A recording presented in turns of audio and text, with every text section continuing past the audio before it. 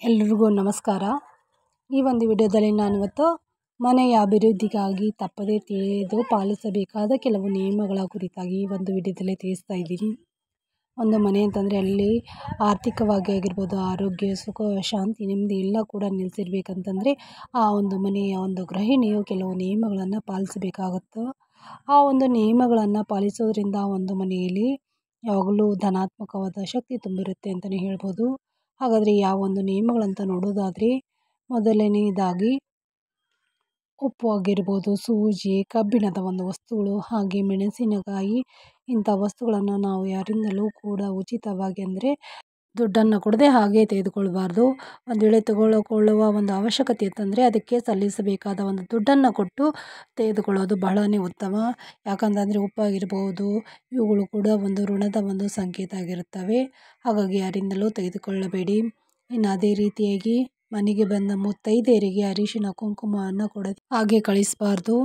ಅದರಲ್ಲೂ ಕೂಡ ಶುಕ್ರವಾರ ಆಗಿರ್ಬೋದು, ಮಂಗಳವಾರ, ಹುಣ್ಣಿಮೆಯಂತಹ ದಿನಗಳಲ್ಲಿ ಸಾಯಂಕಾಲ ಸಮಯದಲ್ಲಿ ತಪ್ಪದೇ ಅರಿಶಿನ ಕುಂಕುಮವನ್ನು ಕೊಟ್ಟು ಕಳಿಸೋದ್ರಿಂದ ಆ ಒಂದು ಮನೆಯಲ್ಲಿ ಆ ಒಂದು ಗೃಹಿಣಿಯ ಒಂದು ಸೌಭಾಗ್ಯ ಹೆಚ್ಚಾಗುತ್ತೆ ಅಂತಲೇ ಹೇಳ್ಬೋದು.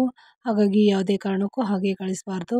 ಇನ್ನು ಅದೇ ರೀತಿಯಾಗಿ ಸಾಯಂಕಾಲ ಹಾಗೆ ರಾತ್ರಿ ಸಮಯದಲ್ಲಿ ಯಾವುದೇ ಒಂದು ಕಾರಣಕ್ಕೂ ಕೂಡ ಬಟ್ಟೆಯನ್ನು ತೊಳಿಬಾರ್ದು. ಯಾರೋ ಒಂದು ಮನೆಯಲ್ಲಿ ಸಾಯಂಕಾಲ ಅಥವಾ ರಾತ್ರಿಯನ್ನು ಬಟ್ಟೆ ತೊಳಿತಿರ್ತಾರಲ್ಲ, ಆ ಮನೆಯಲ್ಲಿ ಯಾವಾಗಲೂ ಅಶಾಂತಿ ಇರುತ್ತೆ, ಜಗಳ ಮನಸ್ತಾಪಗಳ ಒಂದು ಇರುತ್ತೆ ಅಂತಲೇ ಹೇಳ್ಬೋದು. ಹಾಗಾಗಿ ಯಾವುದೇ ಕಾರಣಕ್ಕೂ ಈ ಒಂದು ತಪ್ಪುಗಳನ್ನು ಮಾಡಬೇಡಿ. ಇನ್ನು ಅದೇ ರೀತಿಯಾಗಿ ಮನೆಯಲ್ಲಿ ಉಪ್ಪು ಆಗಿರ್ಬೋದು, ಅಕ್ಕಿ, ಹಾಲು ಖಾಲಿಯಾಗದಂತೆ ನಾವು ನೋಡಿಕೊಳ್ಬೇಕು. ಇವು ಯಾವ ಒಂದು ಮನೆಯಲ್ಲಿ ಸದಾ ಇರ್ತೈತೆ ಆ ಒಂದು ಮನೆಯಲ್ಲಿ ಲಕ್ಷ್ಮಿ ಶಾಶ್ವತವಾಗಿ ನೆಲೆಸಿರ್ತಾಳೆ. ಹಾಗಾಗಿ ಯಾವುದೇ ಕಾರಣಕ್ಕೂ ಈ 3 ವಸ್ತುಗಳು ಖಾಲಿಯಾಗದಂತೆ ನಾವು ನೋಡಿಕೊಳ್ಬೇಕು. ಇನ್ನು ಅದೇ ರೀತಿಯಾಗಿ ವರ್ಷಕ್ಕೆ ಒಮ್ಮೆಯಾದರೂ ಕೂಡ ನಾವು ಅನ್ನದಾನವನ್ನು ಮಾಡಬೇಕು. ಯಾಕಂದರೆ ಅನ್ನದಾನ ಅಂದ್ರೇ ಎಲ್ಲ ದಾನಕ್ಕೂ ಕೂಡ ಶ್ರೇಷ್ಠ ಅಂತಲೇ ಹೇಳ್ತಾರೆ. ಇಲ್ಲವೇ ವಸ್ತ್ರದಾನ ಮಾಡ್ಬೋದು. ಅಂದರೆ ಅಗತ್ಯವಿರುವವರಿಗೆ ನಾವು ಅನ್ನದಾನ ಮಾಡೋದ್ರಿಂದನೂ ಕೂಡ ನಮ್ಮ ಒಂದು ಮನೆ ಆರ್ಥಿಕವಾಗಿ ಅಭಿವೃದ್ಧಿ ಆಗುತ್ತೆ ಅಂತಲೇ ಹೇಳ್ಬೋದು. ಹಾಗಾಗಿ ಒಮ್ಮೆಯಾದರೂ ಕೂಡ ಬ್ರಾಹ್ಮಣರಿಗೆ ಆಗಿರ್ಬೋದು ಅಥವಾ ಚಿಕ್ಕ ಮಕ್ಕಳಿಗೆ ಆದರೂ ಕೂಡ ದಾನವನ್ನು ಕೊಡಬೇಕು. ಇನ್ನು ಅದೇ ರೀತಿಯಾಗಿ ಮನೆ ಮುಂದೆ ಸಾಧ್ಯವಾದಷ್ಟು ಹಸಿರು ಗಿಡಗಳನ್ನು ನಾವು ಬೆಳೆಸೋದ್ರಿಂದ ಆ ಒಂದು ಮನೆಯಲ್ಲಿ ಯಾವಾಗಲೂ ಧನಾತ್ಮಕ ಒಂದು ಶಕ್ತಿ ತುಂಬಿರುತ್ತೆ ಅಂತಲೇ ಹೇಳ್ಬೋದು.